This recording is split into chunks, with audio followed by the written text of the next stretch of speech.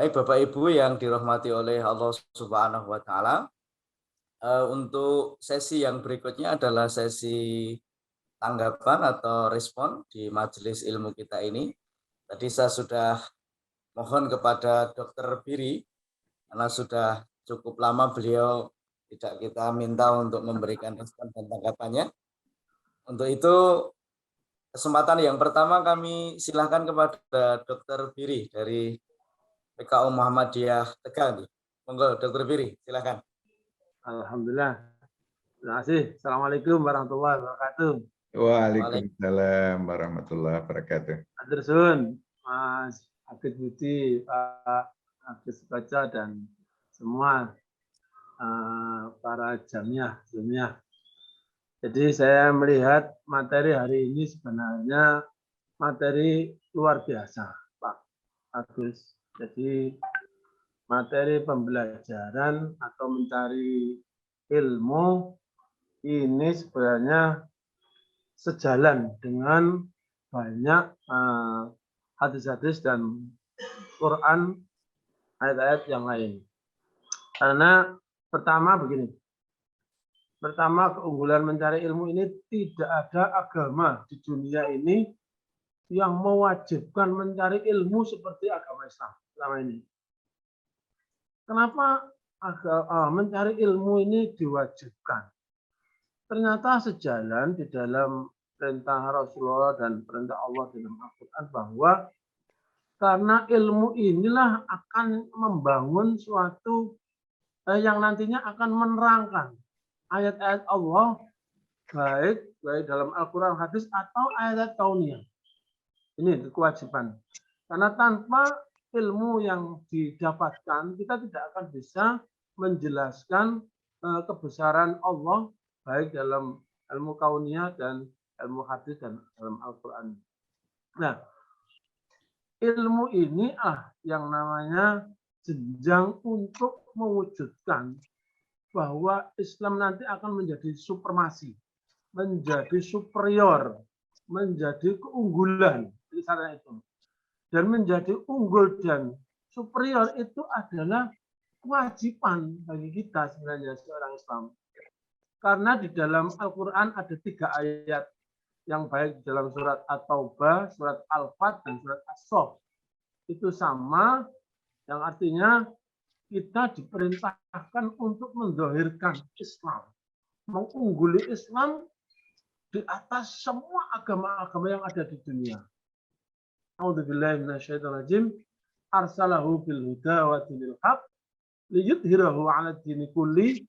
Nah, ini belakangnya ada walau karihal kafirun, walau karihal musyrikun, dan waqafa billahi syahida. Jadi Allah memberitakan arsalahu bil huda, saya turunkan Rasul dengan membawa petunjuk. Petunjuknya adalah adinil haq. Untuk apa membawa agama yang benar dari Quran itu? Dalam rangka liyudhhirahu 'ala dini kulli. Jadi itu mendahirkan Islam di atas agama-agama yang ada di dunia ini. Walau orang kafir benci, walau orang musyrik benci, dan cukup Allah sebagai saksi. Ini menunjukkan bahwa apa yang disampaikan Pak Agus Baca ini mendasari ini. Tanpa ilmu kita tidak bisa menjelaskan tentang kebesaran ayat Allah. Kebesaran ayat Allah baik dalam kauniyah dan dalam Al-Quran. Maka di dalam Ahmad Abdu menyatakan kayak al-Islam kullu ya'lu wa la yul'aleh. Jadi Islam itu unggul sebenarnya. Ya, ini terjemahan ini. Jadi tapi keunggulan itu harus ditempuh dengan apa yang disampaikan Pak Agus ini untuk mencari keilmuannya. Nah, sebenarnya mendohirkan Islam itu wajib perintah Allah, dan mencari ilmu adalah sejalan atau faktor pendukung utama. Maka kita seperti apa yang disampaikan Pak Agus harus membangkitkan kita untuk pembelajaran ini di mana saja, seperti tadi apa yang disampaikan Pak Agus Baca. Kewajiban adalah 3, mencari ilmu dalam arti memahami Al-Quran, Al-Hadis, dan ilmu pilihan. Ilmu pilihan ini kalau nggak salah ada dalam surat At-Taubah yang 26 mungkin ya. Jadi profesi sesuai dengan profesi masing-masing dengan itu. Maka ilmu adalah jenjang untuk membangun keunggulan atau supremasi Islam dibanding agama-agama yang lain. Terima kasih itu Pak Agus, mungkin sebagai komentar saya. Assalamualaikum warahmatullahi wabarakatuh. Waalaikumsalam warahmatullahi wabarakatuh. Penegasan dan respon yang tajam dari Dr. Biri memberikan kita dan menambah kita untuk yakin atas apa yang menjadi syariat yang dituntunkan dalam konteks menjadi pribadi pembelajar ini. Terima kasih Dr. Biri. Monggo Bapak Ibu yang lain sebelum nanti kita dari Sultra, Pak. Oh, baik, silahkan Ibu, monggo. Makasih. Assalamualaikum warahmatullahi wabarakatuh. Waalaikumsalam warahmatullahi wabarakatuh. Yang saya hormati narasumber dan seluruh jamaah Sunniyah yang berbahagia. Alhamdulillah kita bisa bersilaturahmi pada pagi ini dengan pencerahan melalui Bapak Agus. Jadi mungkin saya to the point Pak Agus, saya baru sadar mendengarkan materi ini luar biasa. Saya kira saya baru sadar bahwa selama ini rupanya saya belum membaca Al-Quran. Selama ini baru melafazkan. Karena kalau yang saya garis bawahi tadi, membaca itu mengerti. Nah ini mungkin ya khususnya saya secara pribadi jauh lebih banyak yang tidak diketahui kandungannya yang dilafazkan. Tentunya ya untuk memahami memang harus misalnya kuat bahasa Arab. Sementara yang saya ingin pertanyakan Pak terkait dengan Al-Quran ini, sebagaimana ayat yang dibacakan tadi Al-Kahfi itu kulaukan al-bahru midadal li kalimati rabbil nafidal bahra qabla antan pada kalimatu rabbi walau ji'na bi misli madada. Dibawa di situ Pak ada yang saya ingin pertanyakan, kul innama ana basyarun itu selama ini jujur sebelumnya saya baca itu panjang kul innama ana karena dia pakai alif. Ternyata setelah saya perhatikan, ternyata dianjurkan karena ada di situ tanda bahwa dia dibaca singkat. Sementara saya lihat juga masih banyak juga membaca panjang itu. Kul innama ana basyarun. Ini misalnya kalau dibaca ana dengan ana beda ya itu maknanya Pak. Karena ini saya lihat ini juga qari'ah juga karena masih memakai panjang begitu. Kul innama ana basyarun. Ana basarun, ada juga yang panjang kul innama ana basarun. Saya kira itu yang saya ingin pertanyakan Pak supaya kami tidak hanya sekedar melafazkan, sudah mulai mencoba merangka untuk membaca Al-Quran. Terima kasih Pak Ustaz. Assalamualaikum warahmatullahi wabarakatuh. Waalaikumsalam warahmatullahi wabarakatuh. Baik, terima kasih Bu Marlina Ghazali atas respon dan tanggapannya. Masih ada Bapak dan Ibu yang lain? Sebelum kami berikan kepada Ustadz Agus Sukaja. Sementara cukup mungkin Dr. Agus Sukaja, nanti kalau masih ada waktu kita bisa buka kembali. Monggo dokter untuk bisa memberikan responnya, Dok. Iya. Apa yang disampaikan oleh Dr. Biri, saya kira ini merupakan sebuah penguatan, ya, bahwa memang sesungguhnya tidak ada pilihan lain bagi kita kecuali harus menekuni ilmu dengan sungguh-sungguh. Kita itu tercacar saat ini itu karena umat Islam tidak mengamalkan perintah mencari ilmu ini dengan sungguh-sungguh. Dan juga niatnya yang juga banyak yang belum benar, ya. Karena banyak orang belajar untuk apa? Untuk mencari kerja, belajar supaya dapat pekerjaan, bukan untuk kepentingan yang lebih luas lagi. Sehingga banyak umat tidak menjadi pembelajar. Karena apa? Karena belajarnya itu ya setelah ilmunya didapat selesai belajar, tidak menjadi sebuah habit kebiasaan. Nah, jadi misalnya ini mungkin juga introspeksi buat saya sendiri ya. Dulu waktu masih mahasiswa belajarnya Masya Allah ya, tapi begitu selesai sudah lulus tamat, belajarnya kemudian tidak mudawamah ya, tidak mudawamah. Nah, baru belakangan muncul kesadaran, pokoknya membaca itu wajib. Dalam 1 bulan sudah ada beberapa buku yang harus saya baca misalnya. Nah, itu sudah ada target, ini bulan ini buku apa saja yang dibaca, itu sudah ada target. Sehingga kita menjadi pembelajar. Ini mari Bapak Ibu sekalian kita sosialisasikan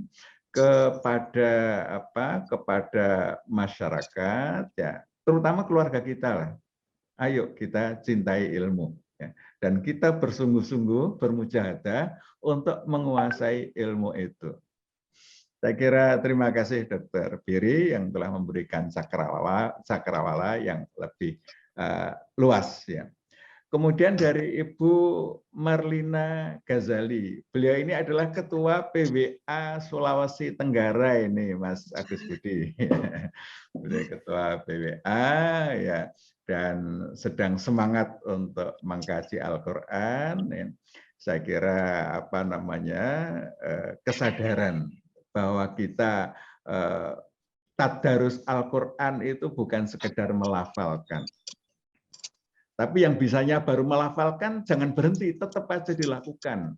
Dilakukan tahap berikutnya, dari melafalkan sampai kemudian memahami.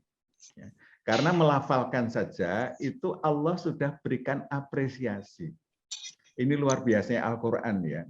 Orang yang membacanya itu, kalau bahasa Jawa itu gerudal-geradul, ya, artinya masih terbata-bata, itu pun sudah diberikan pahala 2. Orang yang bacanya lancar, ngerti, itu dibersamai para malaikat, didampingi oleh para malaikat. Jadi tidak masalah kita terbata-bata, membacanya terbata-bata, artinya belum ngerti, itu pun juga sudah diapresiasi. Jadi jangan dicela orang yang baru bisa membaca. Ini sudah sebuah kemampuan yang tahap awal dilakukan, tetapi tidak boleh berhenti sampai di situ. Harus ada proses berikutnya untuk memahami. Nah, mari kita ajak ya, umat itu berproses untuk bisa juga memahami Al-Quran. Karena fungsi Al-Quran itu hudan. Hudan itu baru bisa kita peroleh kalau kita paham. Ya, kalau kita tidak paham, hudannya kita belum peroleh. Tapi mungkin kita sudah peroleh apa? Syifa. Ya. Karena Quran itu juga syifa ulinnas, ya, sebagai penyembuh. Itu bisa kita peroleh karena penelitian orang yang mendengarkan bacaan Al-Quran saja itu tambah sehat. Sudah banyak penelitian-penelitian, antara lain Dr. Ahmad Qadhi di Amerika Serikat melakukan penelitian bahwa orang non-Muslim ya, tidak ngerti bahasa Arab, dibacakan Quran itu tingkat kesehatannya levelnya meningkat. Jadi ini apresiasi Allah ya bagi siapa saja yang mau membaca Al-Quran itu dari tingkat yang paling elementer ya, syifa itu sudah didapatkan. Ini juga bisa didapatkan oleh yang non-Muslim. Ya. Tetapi kalau kita ingin sampai pada tahapan Quran itu sebagai hudan, sebagai petunjuk hidup kita, maka tidak ada pilihan kecuali kita berusaha untuk memahami. Ya, itu pilihannya, kita berusaha untuk memahami. Dan kita tahu 1 ayat, 2 ayat, itu hudannya sudah mulai terinstall di dalam otak kita. Tapi kalau kita ingin hudannya itu komprehensif, maka kita harus berusaha untuk memahami keseluruhan Al-Quran. Tingkatan-tingkatan hudan ini juga pelan-pelan, tidak bisa sekaligus kita kemudian semuanya terinstall di dalam otak kita, kan juga perlu proses sepanjang hayat. Yang penting kita berusaha. Nah, persoalan tadi bacaan-bacaan, ya, beda baca, beda pengertian. Ya. Nah, saya kira memang demikian, Ibu ya. maka membaca itu juga akan perlu baik supaya tidak merubah arti. Tetapi kalau belum bisa, ya misalnya ini belum bisa membedakan panjang pendeknya, ya nggak apa-apa, itu namanya terbata-bata, ya terbata-bata. Ya, itu sebuah proses upaya untuk semakin bisa. Saya kira demikian ini, ya, Mas Agus Budi, Bu Marlina. Ini apa yang perlu kita lakukan. Memang ini proses sepanjang hayat, ya, tidak hanya instan langsung tahu langsung bisa. Nah, maka kita perlu tadarus, khatam sebulan sekali. Itu ada proses pengulangan sehingga mungkin dalam tadarus pertama, khatam pertama yang masuk ada berapa norma, ya. Nanti tadarus berikutnya tambah lagi normanya yang masuk, tadarus berikutnya ada tambah lagi, sehingga dari waktu ke waktu akan semakin baiklah. Demikian Ibu. Ya.